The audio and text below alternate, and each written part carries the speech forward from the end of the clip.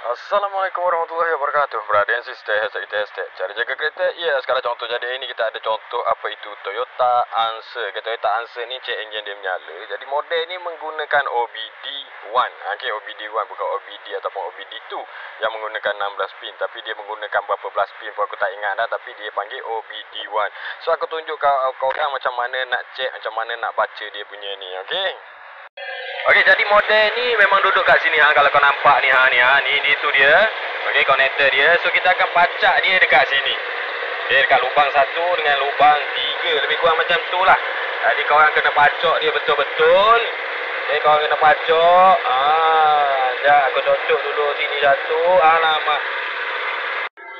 Okey, kita cocok kat situ, lepas tu kita buat bacaan berapa kedipan. So kat sini kita menggunakan skis zaman dahulu kala, iaitu membaca kedipan. Kelipan. Kelipan dia. Kejap kita offkan dulu. Okey. So kita offkan dulu and then kita on kunci. Okey, so dia takkan menyala situ, kosong dia free. Okey, kita tunggu dia 1 2 1 2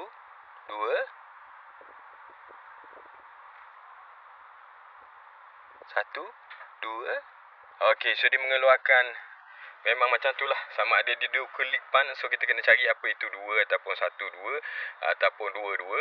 Okey, sebab dia memang 1 2 tu dekat and then jarak dia jauh. Dia mari 1, so dia adalah 1 2. Gitu. Jadi jawapan dia adalah 1 2 dia free and then 1 2 dia free. Jadi bacaan dia gitu. Kalau dia mari betul-betul sampai so kiraan dia akan jadi panjang gitulah. Okey, so bergantunglah pada jenis kod dia. So kod dia ni tak banyak, jadi kita akan check secara manual kod dia tentang apa. Okey, dah dapat punca dia TE. Okey, untuk sambungan tu adalah TE1 dan juga E1. Jadi korang kenalah sambungan ni, jadi dia akan dapatkan blink. So blink tu korang kena cari daripada sumber kod yang lain. Okey, dia bergantung pada jenis, ada disebabkan sensor. So untuk model ni adalah disebabkan ni Apple sensor, sebab dia 2 blink je kan, 2 kali berkelip. Jadi selamat menservis kenderaan anda. So jangan takut, ada banyak cara yang untuk anda gunakan untuk servis kenderaan anda. So good luck brother and sister, selamat menservis kenderaan anda.